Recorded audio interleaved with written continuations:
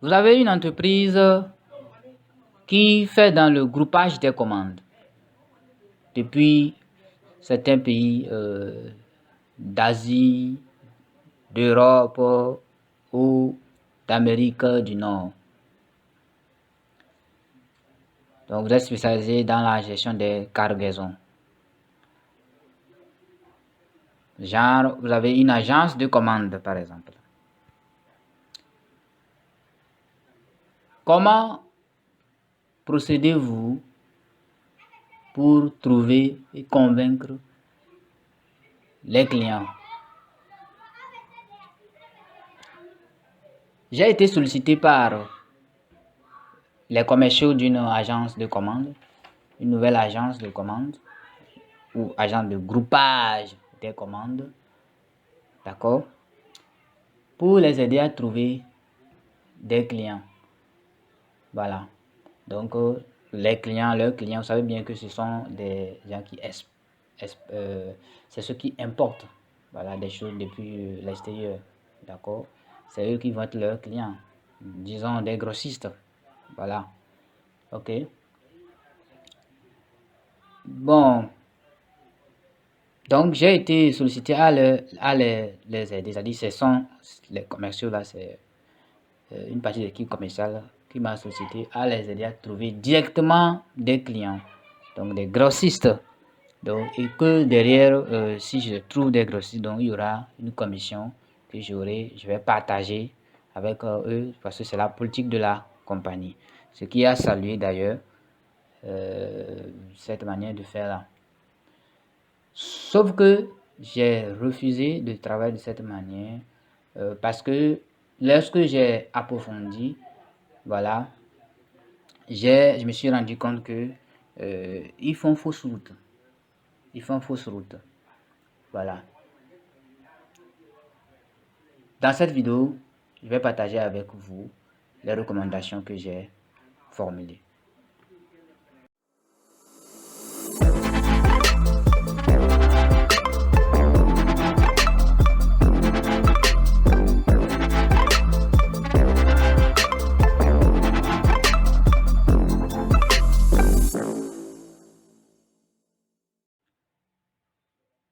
Bonsoir, c'est Moubarak, consultant en management et stratégie d'entreprise, promoteur du cabinet Grown Business Consultant ou Consultant.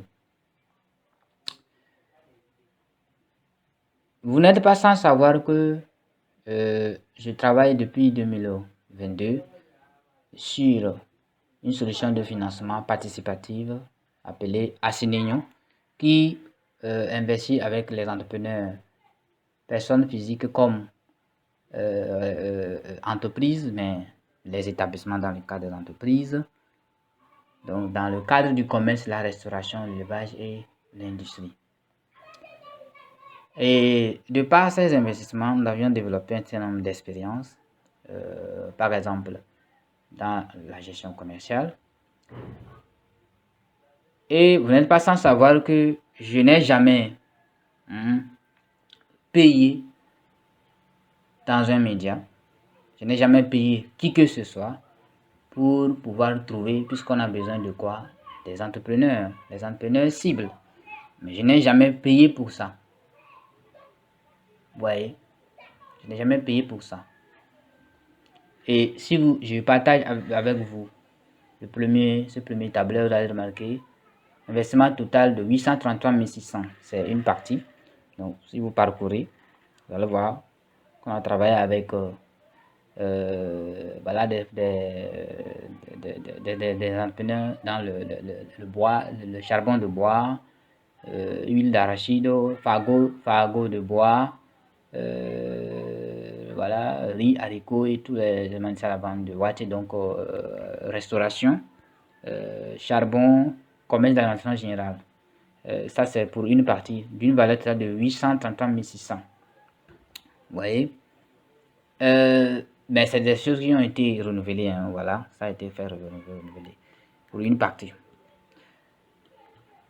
Vous allez voir, dans le deuxième tableur, nous avions 8 108 000 de potentiels bénéficiaires. Les potentiels bénéficiaires, c'est ceux qui sont ici, c'est ceux qui ont fait l'objet d'évaluation, autant pour moi. Ceux qui ont fait l'objet d'évaluation. Donc, leur activité a été évaluée. D'accord? Donc, vous allez voir, tout ce qui est jaune là, c'est que on a déjà évalué, on a arrêté le montant. Les autres qui sont en bas, il y en a plus que ça. Hein. C'est des gens qui sont en attente. On ne s'est pas encore approché de pouvoir faire l'évaluation de l'activité. Vous voyez donc. Donc, ceux qui sont en jaune, donc, il va falloir donc qu'on confirme donc l'étude de marché. Pour une partie, pour certains, une grande partie, on a déjà fait l'étude de marché. Pour certains parmi eux, on ne l'a pas encore fait. D'accord? Et donc, vous allez voir que j'ai dit il y a plus en bas, hein, voilà. Mais pour ceux qu'on a évalués, et ce travail-là a été fait en février 2020, 2024 de cette année-là, pour les 8 000 là, nous n'avions jamais payé dans un média, nous n'avions jamais, d'accord, payé qui que ce soit, voilà, pour nous trouver ces potentiels bénéficiaires, entrepreneurs. Vous voyez, voilà. Et ce travail a été fait en février 2022. En l'espace, pardon, en février 2024, pour les 8 000.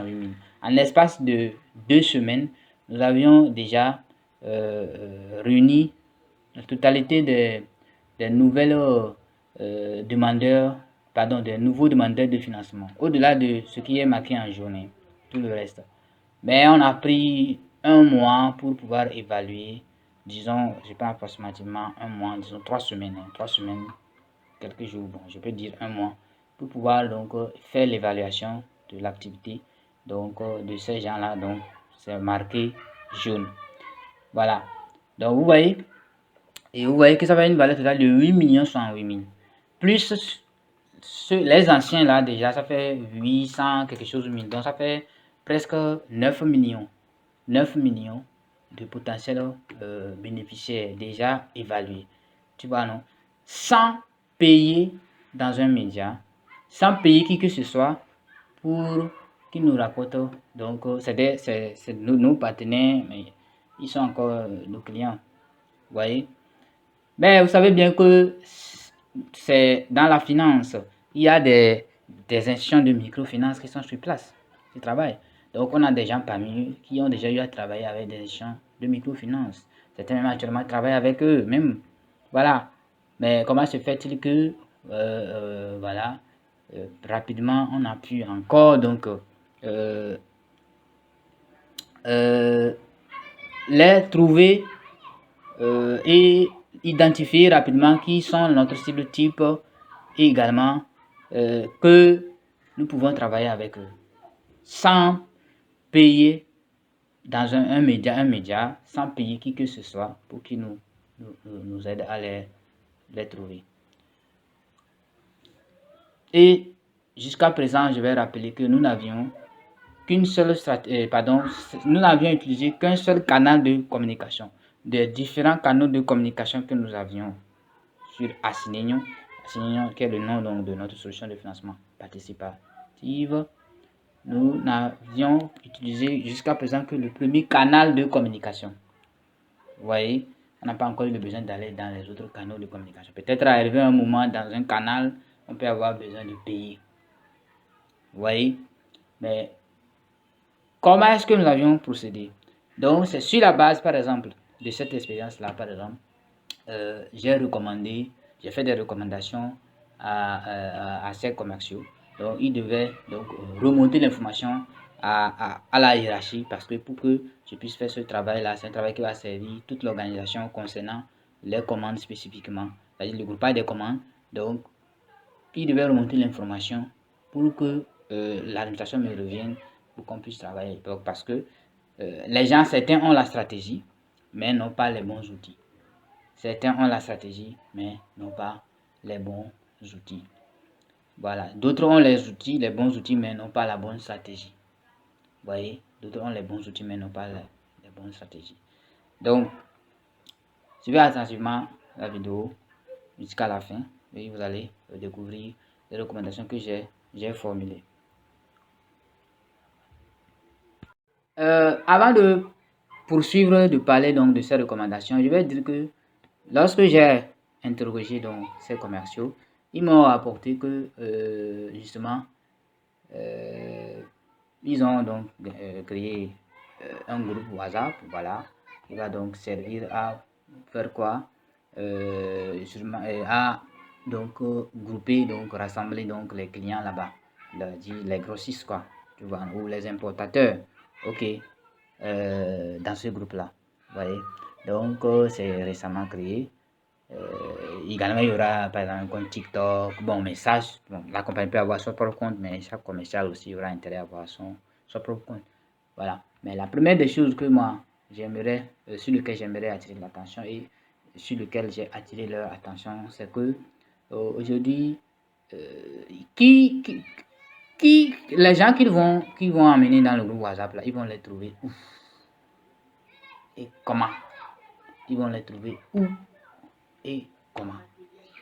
Et est-ce qu'ils savent que actuellement, ces gens-là, donc ces grossistes qui importent des produits depuis l'extérieur, d'accord, est-ce qu'ils savent qu'ils travaillent déjà avec d'autres agences de commande? Est-ce qu'ils savent, est-ce qu'ils le savent? Voilà, voilà, puisqu'ils travaillent déjà avec d'autres agences de commande.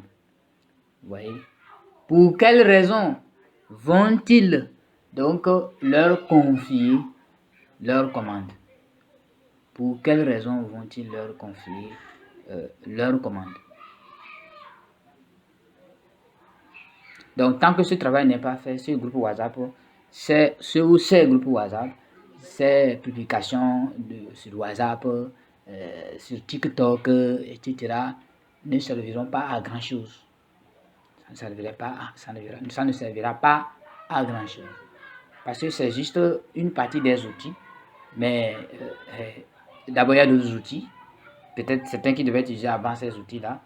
Et aussi, je ne vois pas encore la stratégie de communication. Je ne vois pas la stratégie de communication. Justement, donc, quand j'ai été à l'information, ce travail n'a pas été fait. Alors, non, moi, mon travail donc permettra par exemple à la compagnie de faire quoi? D'atteindre 6 objectifs. D'accord? 6 objectifs. Mais je les résume en ceci. Donc, mon travail permettra à la compagnie d'identifier, de pouvoir donc donner les bonnes raisons aux clients, d'accord, donc aux grossistes, de leur confier leur commande. Oui, voilà. Maintenant, on décline ça en 6 objectifs. Donc, le premier objectif, c'est quoi? C'est que, ben, de qui rêve-t-il comme client? De qui rêve-t-il comme client? L'agent de commande. D'accord? Voilà. De qui rêvez-vous comme client? On doit avoir un profil type des clients. C'est ce que nous avons fait au niveau d'Assinino. Les bénéficiaires, donc partenaires qui sont aussi comme des clients d'Assinino, ont un profil type. C'est qui? C'est des entrepreneurs, personnes physiques, donc des entrepreneurs, pardon, des activités génératrices de revenus et également des établissements. Ceux qui ont des entreprises mais qui sont des établissements. Mais ça, c'est au-delà de ça. Donc, qui sont ambitieux? Ambitieux qui ont un besoin de financement et qui sont dynamiques dans leur activité. Les entrepreneurs, des activités de revenus et les établissements, d'accord, ou je peux donc les appeler les entrepreneurs, personnes physiques qui sont ambitieux, ont un besoin de financement et sont dynamiques dans leur activité. C'est le profil type. Donc, c'est les bénéficiaires de rêve d'Assinino. C'est à ces gens-là qu'Assinino est destiné. Donc, ils doivent faire la même chose. Vous voyez, de qui rêvez-vous comme client? Deuxième objectif à atteindre. Alors, quels sont les obstacles qu'ils rencontrent lors des commandes? Quels sont les obstacles que donc, les grossistes là, d'accord, rencontrent lors des commandes? Voilà. Vous voyez, quels sont ces obstacles? Alors, c'est vrai qu'il y aura de nouveaux qui vont... D'ailleurs, même par exemple, parmi ceux que je vous ai identifiés au niveau des potentiels bénéficiaires, il y en a deux parmi eux. Donc, il y a un qui est un importateur, un grossiste, qui fait dans le e-commerce, avec qui on doit travailler. Peut-être que je ne sais pas s'il y a la partie de description de l'activité dans ce que j'ai dit. Sinon, vous allez voir ça, si c'est ça. Si la capture a pu prendre en compte cette partie. Il y a un autre, c'est maintenant qu'il veut commencer. Tu vois, non, ouais. Donc, il y a certains qui seront nouveaux. Mais pourquoi est-ce qu'ils ne vont pas aller donc, dans une autre agence ou confier à une autre entreprise et c'est à vous qui vont confier. Voilà, donc c'est la même chose. Donc, quels sont les obstacles qu'ils rencontrent lors des commandes? Voilà. Quels changements veulent-ils désormais réaliser lors de leur commande? Quels changements veulent-ils réaliser désormais lors de leur commande? Comment, point 4, les aiderez-vous à réaliser ce changement? Comment les aiderez-vous à réaliser ce changement?